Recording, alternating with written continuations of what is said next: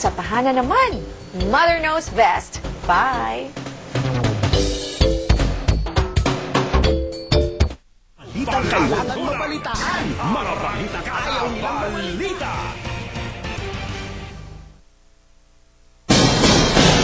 Arangkada Balita! Balita! Arangkada Balita! Balita!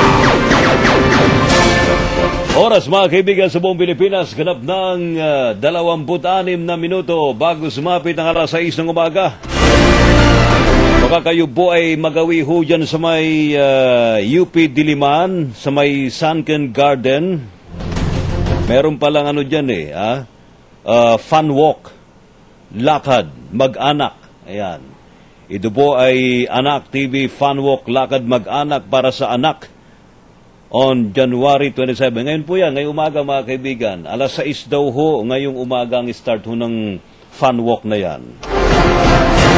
Diba, kung mayroong fun run sa ibang mga lugar, mayroon ding fun walk. Yan sa mga gusto hong lumahok sa Anak TV Fun Walk, lakad, mag-anak. Ngayong umagang ito mga kaibigan, dyan po sa UP Diliman, Sunken Garden. Arangkada Balita! Balita! 25 minuto bago sumapit ang alas 6 ng umaga, sari pa rin po ang arangkada ng mga balita Sunday edition. Inagpo ni Pangulong Noynoy Aquino na hindi sapat ang paghingi ng paumanhin ng US Navy sa pagsadsad ng kanilang warship dyan po sa may Tubataha Reef. Sa isang panayam sa ginanap na World Economic Forum sa Davos, Switzerland, sinabi ni Pangulo Aquino na kailangang sumunod ng US Navy sa ipinatutupad na batas ng bansa matapos po nitong pasukin ang Tubataha Reef na isang protected area. Idagba ni Pangulong Aquino na gusto nito mabigyan ng linaw kung paano nakapasok sa protected area ang barkong pandigma ng US. Magpaliwanag daw ho kayo at kailangan daw po kayong managot.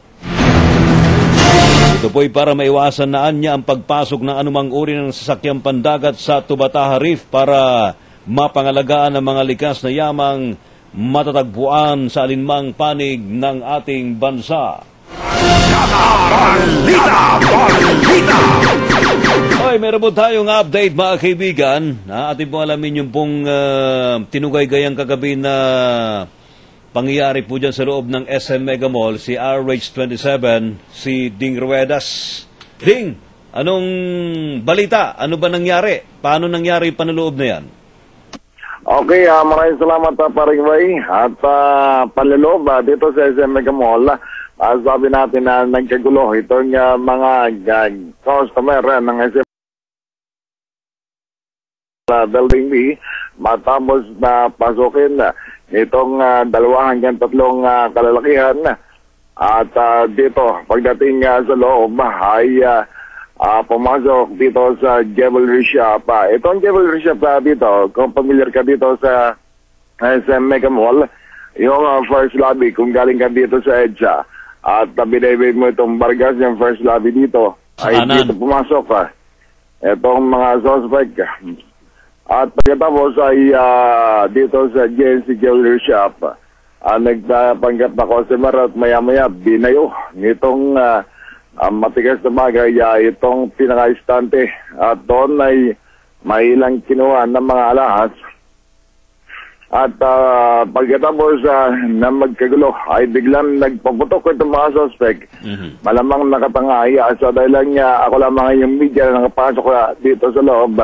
At sinabayan ko ito si Mayor Ben Arabalos, nagpanggap akong bodyguard. At doon ay sa tingin ko ay nakita itong halas na bawas na itong bahagi ng istante. Matapos magkaputok itong mga suspect, mabilis na nagkagulang mga tao at sa paglabas ay doon nakisabay itong 2 hanggang 3 suspect na nagpuputok ng kalibre 45. Ang pinagtataka natin dito ay kung bakit nakapasok dito sa SM Mega Mall, may gunman, itong mga suspect. Pero ano nga rito? Ng baril. Paring Ding, meron kasing... Paring Ding, Yeah, pare Ray. Meron bang cosplay dyan sa SM Mega Mall? Kasi binabagid, merong isang angulo na parang naka-costume sila na cosplayer. Wala naman eh. Wala akong napansin na may cosplay. Wala sinasabi ito si Mayor Benaramalos maging itong hepe naman nila yung police na merong cosplay. Yan sinabi nila ay pagdating sa loob dito sa lawak nitong GNC Jewelry Shop. Ito yan may mga istol-istol gano'n, ganong pwesto. Pero ang bawat pwesto dito ng isang jewelry shop ay meron 30 hanggang 40 square meter na kasilaki nung for almost ang kabuuan na nitong area na to ay mga more than 150 square meter o hanggang 300 square meter at doon ay panay alahas ang tinda kalintulad ng Timex at itong mga mamahaling relo, mga diamond. At pagdating doon sa loob ay pinanteriya itong JNC na jewelry shop at doon ay ito ang siyang binasag yung istante.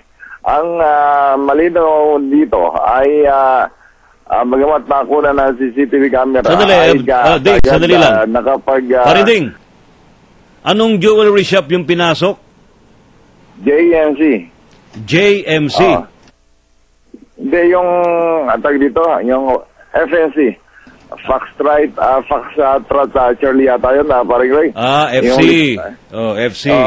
FNC. Nandun sa baba yung listahan ko.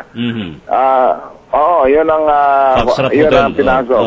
FNC. At doon nga ay nagpunta doon kagad dito si Mayor Ramos at sinabi nito si Mayor Ramos ay hindi naman ganun kagrabe. Ang sinasabing unang balita na nagkaroon ng hostage at merong mga duguan pero wala tayong nakikita bahay ng dugo doon sa area ng SM Mega Mall. So nung nagpapatok siguro yung mga hold-upper pataas, hindi tumama sa tao. Nakakuha ng basyon ng baril. Nakipagbarilan ng mga membro ng PNP. Nakipagbarilan ba sila sa mga gwardiya doon?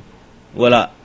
Hindi nakaporma mga gwardiya. Ang nagtataka ka natin dito, sinasabi nga ni paring Chris Capulso, ay bakit sa dami ng security guard at dito sa SM Mega Mall at itong mga nakasibilyan, mga security guard pa rin na ikakay sumusubaybay yung mga in-house security ay na nakasibilyan ay bakit hindi nahuli itong 2 hanggang 3 suspect. Sabi ko naman na sabi nga ng mga tao dito ay siyempre ang pag nakarinig ka ng putok ng baril sunod-sunod, unang gagawin mo siyempre yuyuko ka tatakbo ka ayun ang sinamantala at siyempre pagputok tatakbuhan ng mga tao at pagkatapos makakalimbat sumabay doon sa mga tao itong mga suspect malayong nakalabas dito sa SM Mega Mall. Halos matagal ang sitwasyon ika nga sinagawang investigasyon at halos itong mga tao dito ay naghigpit yung SM Mega Mall, parang Ray, alam mo ba? Naghigpit pagkatapos na.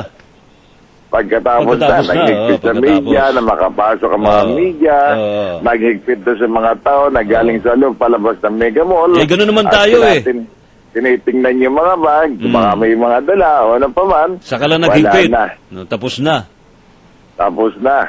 Ang matindi dito ay bakit nakapasok yung mga baril na kalibre 45? Anong ginagawa ng mga sikat-sikat dito? Alam naman natin sagutin na natin. Mega Mall. Parinding, sagutin na natin yung tanong na yan. Siyempre, maluwag ang security pag ganun. Di ba? Iyon na nga yun. Hindi mo na kailangan magtanong. Maluwag ang security kaya nakapuslit yung baril. Yun lang Pero sa kabila na marami nang nangyari dito sa SM, alam mo yung SM City, may binaril na dito, natatanda mo yan. May pinantay na rin dito, yung nakapasok na babae na pagkatapos binaril dito sa loob, tila yung love triangle yun. At yung SM pa rin, may binaril pa rin dyan. Sa loob pa rin, dyan sa SM Pampanga. Ngayon, pangatlo na ito, SM pa rin. Bakit nakapasok ang baril? At sa kabila may gun ban. Yan Yun, ang yun, mga yun. katanungan na ng mga nag-shopping dito. Di ba dapat meron din pulis sa loob ng mall? Meron ka ba nakitang pulis? O nagdatingan na lang nung nangyari yung naturang insidente? Noong pagkatapos nangyari yung insidente, ang daming pulis. Ayun lang. Alam natin, may mga pulis dapat dyan eh. May police assistance desk sa loob ng mall. Kung mayroon man dito siguro sa laki ng Mega Mall, ay hindi natin check dito kung nasa Building A, Building B. Nandun nga kaganda itong ating mga kasama. Itong sina Diverte at itong si Edmar Castillo. Talaga nalusutan sila, no? Grabe. Oo. Nalusutan. Talagang kinampirma naman itong hepe naman nila yung City Police. Nasa style at ika nga estilo nitong grupo ay grupo ng matiyugan. At talagang hindi, wala naman daw bonnet, hindi naman daw nakamaskara yung mga suspect. O, di ba? Hindi. Siguro, magandang panoorin niya CCTV nito eh. Pero yung kagad ang ginawa nitong pamunuan ng SMG mo itong mga security ay nagpa-print out nitong hard copy na tuhan ng CCTV. At ito kagad ang pinadala dito sa mga membro ng PNP sa kagarang pagkakaradakit nito mga suspect. Okay, pero ika nga ay sa dami ng tao yan, meron nakalabas yun, nagtakbuhan ng mga tao, sumabay. Abay malayan na itakas yung mga kagamitan. Pero sa tingin natin, tingin natin doon sa pagkakamasag, malaki ito eh.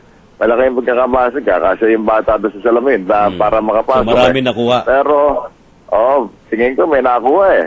Tingin ko may nakuha. Alam mo, papasok ka doon, wala kang makukuha, no? Tingin ko may nakuha. Dahil medyo yung ilang bahagi ay medyo kulang. Paring Ray. Alright. Maraming salamat, Paring Ding. Yan, Paring Ray, ang DCRH News. Ding Rwanda sa RH27, naglilingkod sa pagbabalita. Arangkada! Balita!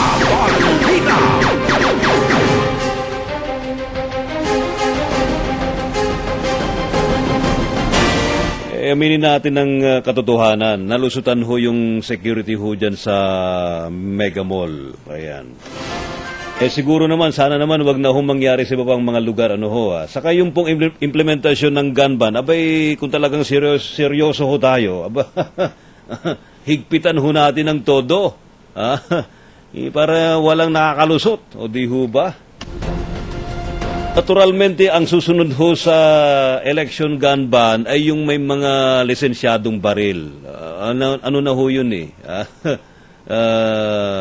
Ibig sabihin, automatic na ho yun. Pero ngayon, yung pong mga kriminal at ibang mga elemento ho dyan, ay hindi ho nila susundin ho yan. Kaya dapat dun po ang tutok ho natin. Oras mga kaibigan sa buong Pilipinas, ganap na ang 13 minuto bago sumapit ng alas 6 ng umaga.